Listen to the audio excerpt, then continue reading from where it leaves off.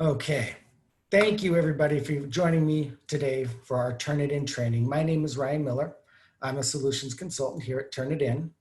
I really appreciate your time. I hope you find this helpful. I promise you it is easy and it is going to be pretty quick. Before we jump right into things though, I wanted to talk a little bit about our agenda today. So we're going to be covering assignment creation inside Canvas. We're going to be covering how to access your student similarity report inside Canvas. We're going to cover how a student submits an assignment in their Canvas course. And then we're going to cover the similarity report in its entirety. I think we've got a chat here, so one second. Hi, can you please turn CC on? Oh boy, so let me check here. I believe it's on by default. So we should be okay there. I believe it is already on, but to be honest with you, I don't see a CC button. If you know where to find that, please let me know.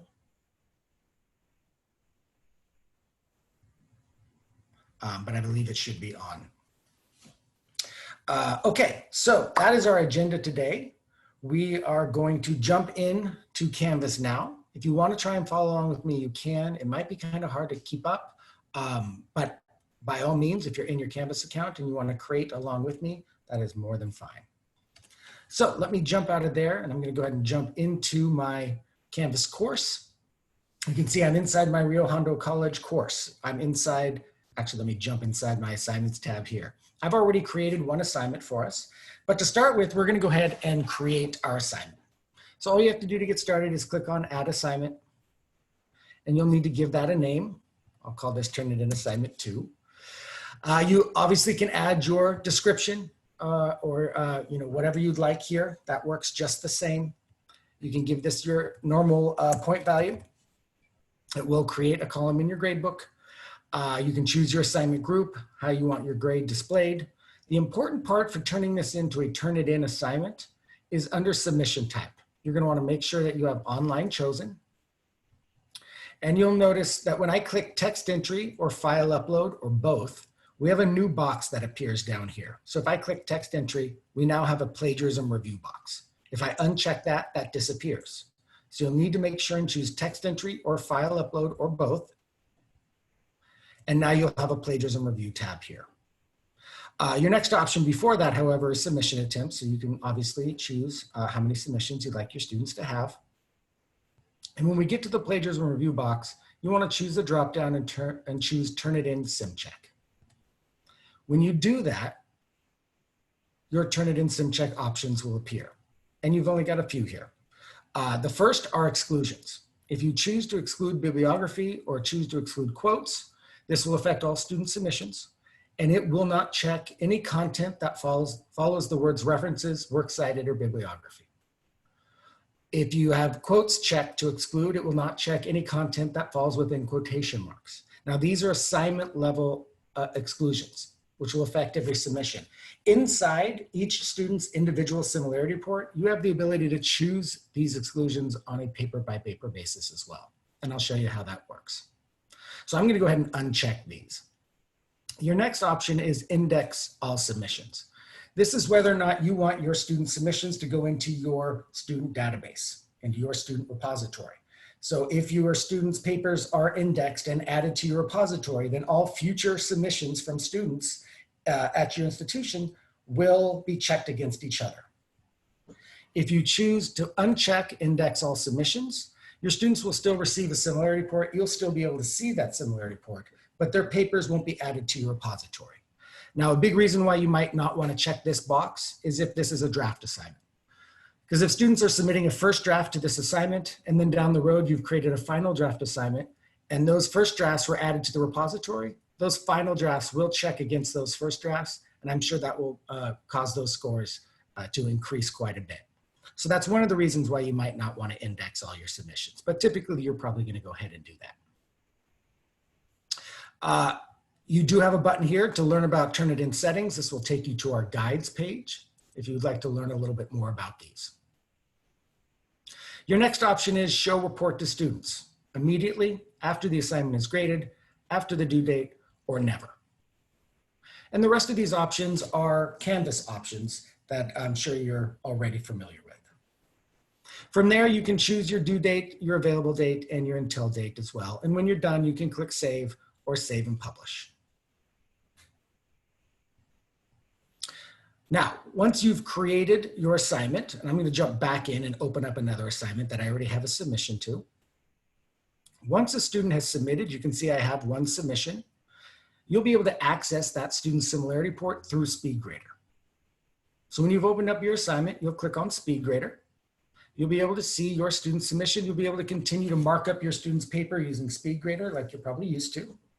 And over here on the right, you're going to see your student's Turnitin similarity score. To open up that similarity report, all you need to do is click on that score. And it's going to open up your student's paper for you. Down here on the left, we have zoom in, zoom out buttons. We also have a little printer icon, which I'll show you here in a little second. When your students or yourself open this up for the first time, you will get a little mini tour of Turnitin similarity report that will kind of explain some of the items and where to click on. And then when you're finished with that, obviously you can maneuver through the report as you'd like. You have the ability to scroll down through your student's paper here as well. You also have this little help button here, this little question mark. If you click on that, you can click help, and that's going to take you right to our guides. Will help you understand the similarity report, submission indexing, most questions you might have, and they'll include step-by-step instructions with screenshots as well. But from here, we have our main sources overview tab.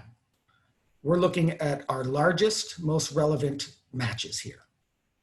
And you can see it's matched to various places on the internet. So all you have to do as an instructor, and for the students works exactly the same way, the student view, is you can click on one of those matches anytime. The matches are color-coded and numbered.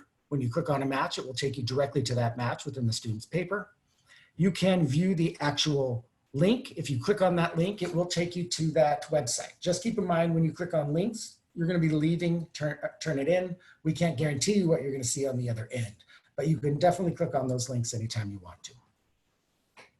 It's also going to show your students match within the context of that article itself. And if you want to view the full text, the full article, you can click this button. If you would like to exclude this source for some reason, you can click exclude source, and that source will drop off, and the next largest match will appear on your list for you. Here's that similarity exclusion that we just chose. If I click on that, I can bring back any excluded sources that I've chosen, and they will come back to our main page.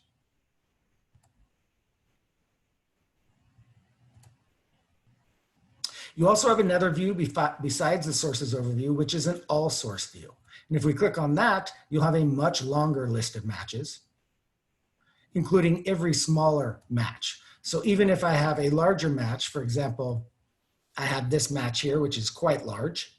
There's also going to be some matches where another website may have just used just this portion of my larger match. And that's where you end up with the 1%, 6%, and on down. So if I was to come down to maybe a 2%, you can see just this smaller match from within my larger match. It will also show you all those smaller sub matches as well. And they work the same. You can click on those to go to the website. You can exclude them if you want to. So those are the two main differences of your views. You have the source overview, which is your largest, most relevant matches. And you have the all source view, which is every single match we've found all the way down to the less than 1%. Now you also have this little gear here for you. And if you click on that gear, here's where you can choose some of those exclusions we saw when creating the assignment. So for example, our first exclusions are if we want to actually exclude a search repository. Maybe we don't want to see any matches from submitted works from our institution. You could check this box and it won't show you any matches from student submissions at your institution. Or you could choose to exclude the internet and you won't see any internet matches. You would only see submitted works from students at your institution. You can also exclude the bibliography and quotes from here as well. So if I excluded my bibliography,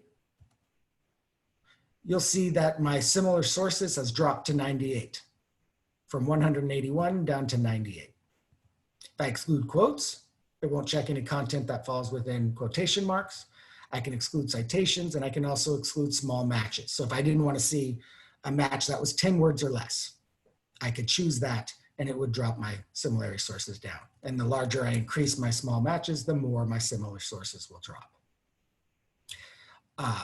So that's how easy it is to choose those exclusions on a paper by paper basis if you don't want to choose those exclusions at the assignment level. You also have a really helpful flags panel over here on the right. If I click on the flags panel, it will let you know about items such as replaced characters or hidden text. So for instance, if I click on replaced characters, it's going to highlight any of the characters that have been replaced. So in this case, this student decided to replace some of the E's in their paper with Cyrillic E's. The reason why students might try and do this and replace characters is trying to throw off the algorithm and trying to game the system and hopefully bring down those matches. But we will spot those for you, and we will make them apparent to you in the flags panel. There is also hidden text. So if I click on hidden text, I have examples here where the student may have made this comma white. So it's still in the paper, but they made it white so that you didn't see it. But the system will see that, and it will bring those forward for you. Sometimes students may decide to make quotations white because maybe they know that one of your exclusions is to exclude quotations. So if you exclude quotations, it won't check any content that falls within quotation marks. So some students have realized that if they add those quotes, or they grab that quote from a different source and then make those quotations marks white, you as the instructor won't see them, and the system isn't going to check that content because it's between quotation marks. But what's wonderful about this is if they do try to do something like that, it won't check that content, but it'll show you that there are white quotation marks there after all. So you'll be able to dig into those a little bit. Again, this flags panel is there to try and help you discover any of those issues where students are trying to game the system and fool the algorithm. Any questions about anything that we've just gone through?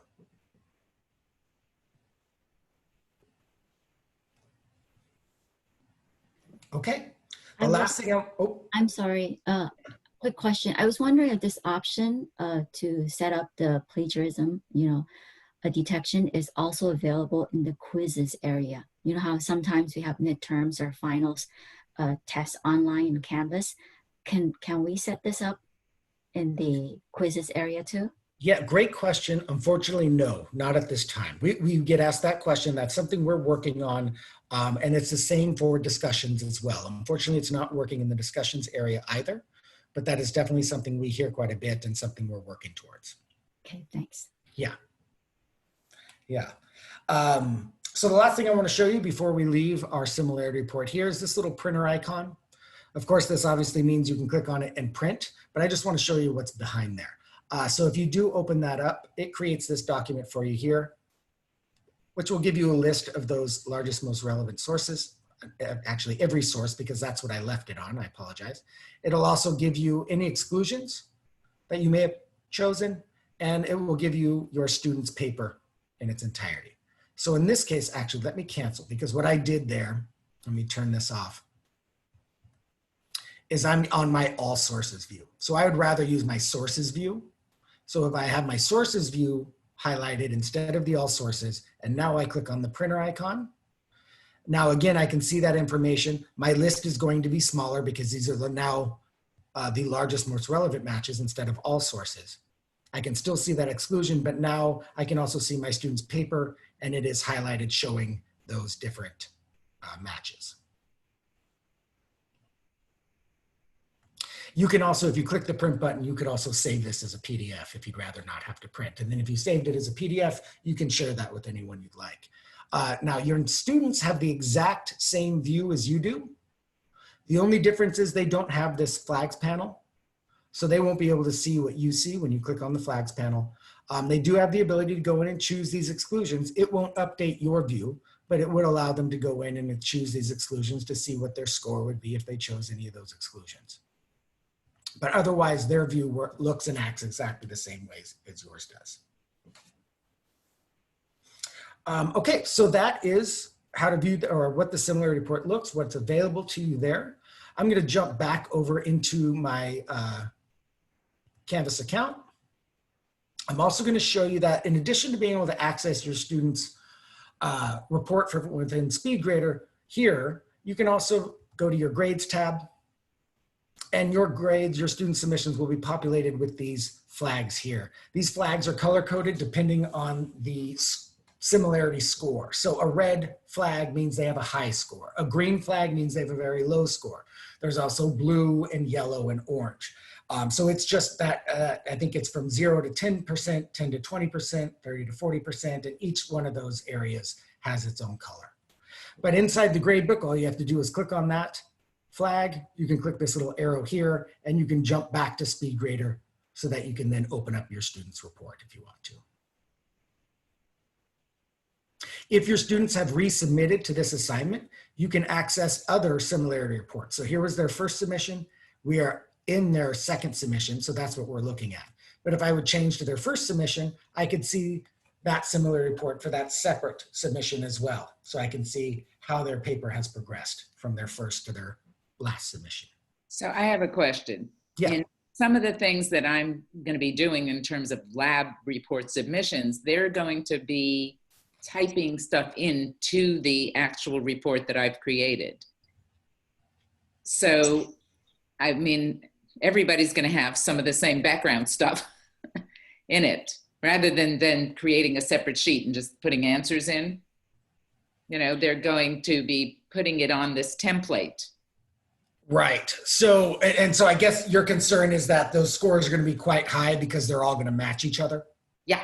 Yeah, so that is a good point. And yes, that is something that, that's another thing that we have been asked about. Unfortunately, there's nothing at this point you can do. We are working on the ability to be able to add material that you don't want to be checked because of that situation. Your best workaround there might be, if you can, is to add quotation marks around whatever exists in everyone's paper, and then choose that as one of your exclusions not to check within quotation marks. Does that make sense? Can I add white quotation marks? Yes, you could do that. Because otherwise it's going to look funny. Yeah, no, it'll still work. Yeah, no, that's a good point. It'll work. It's just on that flags panel, it's going to show you that there are white quotation marks, but that's not a problem because you already know that those exist. But yes, that would work too. Okay, thank you. Yeah, no problem. Good question. Okay, so let me jump back. And this time I'm going to go, and we'll take a look at the student side. So I'm going to go ahead and jump into my student view here. Here's my Turnitin test assignment, number 2. If I click on that button, I'm opening up that as a student. All I have to do is click Submit Assignment. And just like I'm sure they're already used to, they can upload a file or a text because I added it. They can add from other sources as well. All they have to do is click to choose that file.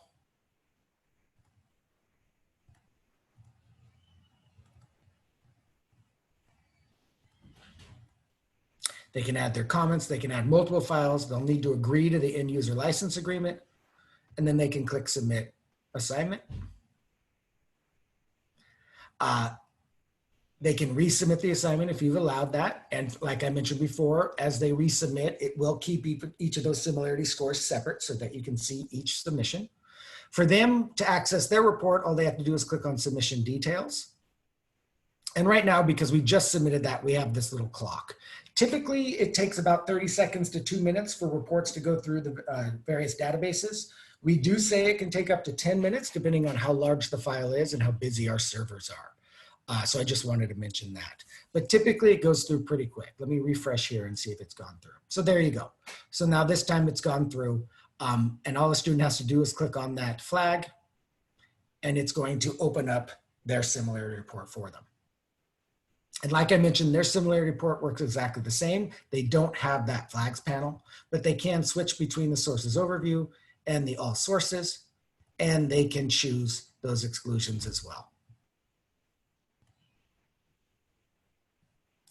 Any questions about the student view or student submissions?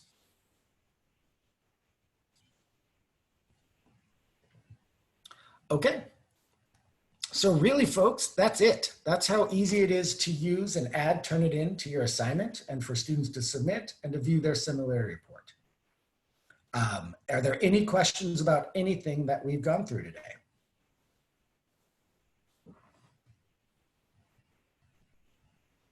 Okay.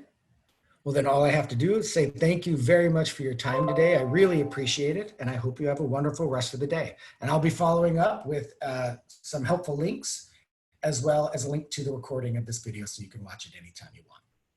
Thank you, everybody, for your time today. I really appreciate it. Thank you. Thank you very much. Thank you.